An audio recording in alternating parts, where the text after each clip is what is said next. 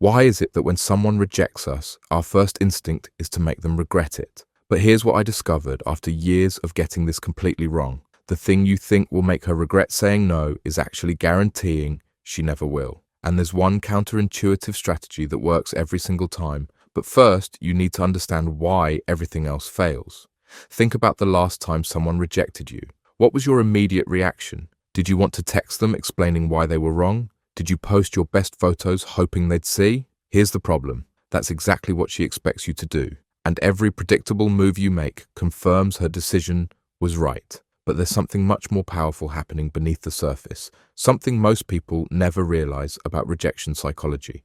I'm going to show you the 3-step process that makes rejection work in your favor. But here's the catch. Step 1 seems like it goes against everything you want to do right now. Let me tell you what actually happens in her mind when she rejects someone. She made a decision based on who you were in that moment, the energy you brought, the confidence you displayed. That decision wasn't about your worth. It was about compatibility and chemistry in that specific moment. But here's where it gets interesting, and this is crucial for step 2. When you react to rejection by trying to prove her wrong, you're actually confirming her initial assessment. You're showing her that your sense of self depends on her approval. You're demonstrating that you can't handle disappointment with grace. But there's a psychological principle that flips this entire dynamic, and it's the foundation of step 3. Step 1 is the hardest because it requires doing the opposite of what every instinct tells you. Instead of trying to get her attention, you have to become genuinely indifferent to whether she regrets her decision or not. That sounds impossible right now,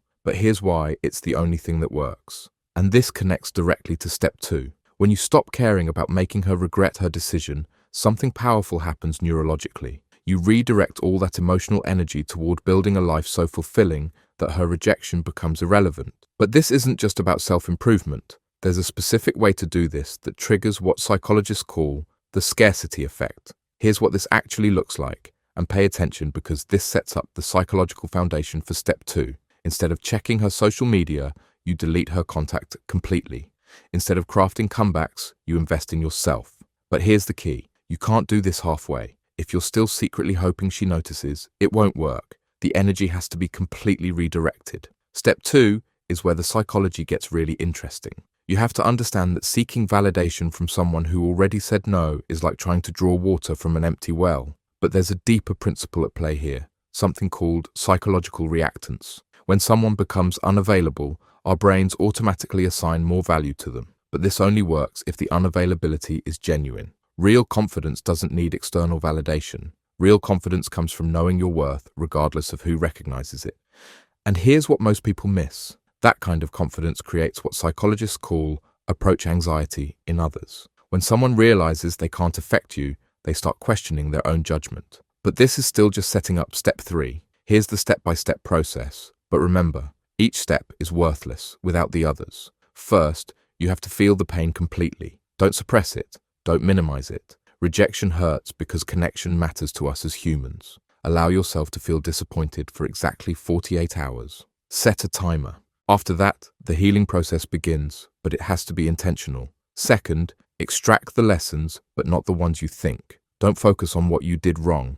Focus on what this teaches you about attachment. Maybe you came on too strong because you were seeking validation rather than genuine connection. Maybe you ignored red flags because you were focused on the outcome rather than compatibility. This awareness is crucial for step 3. Third, and this is where everything changes. You redirect your energy, but with a specific strategy. Channel every ounce of that rejection into becoming someone who attracts better matches naturally. Join that gym, but not to make her jealous. Learn that skill, but not to prove her wrong. The motivation has to be internal, or the whole process fails. But here's the crucial part. Most people mess up. You can't do this while still checking if she's watching. You have to expand your options genuinely. Start meeting new people, not as potential replacements, but as opportunities to practice being your authentic self. The more genuine connections you have, the less any single person's opinion matters.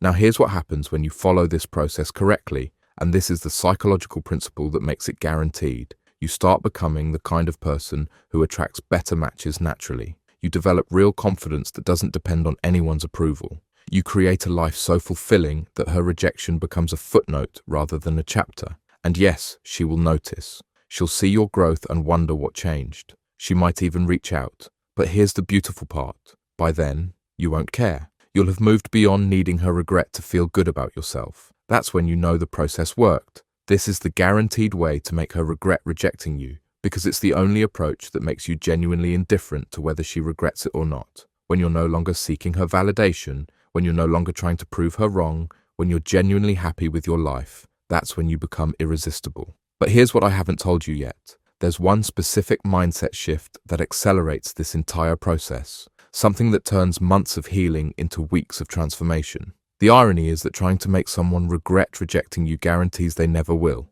but becoming someone who doesn't need their regret, that creates genuine attraction and respect. Remember, rejection isn't personal, even when it feels personal. It's information about compatibility in a specific moment. Don't let one person's decision define your worth. Instead, let it refine your approach to building a life worth living. The best revenge isn't making her regret saying no. The best revenge is living so well that her opinion becomes irrelevant. That's how you win, not by changing her mind, but by changing your life completely.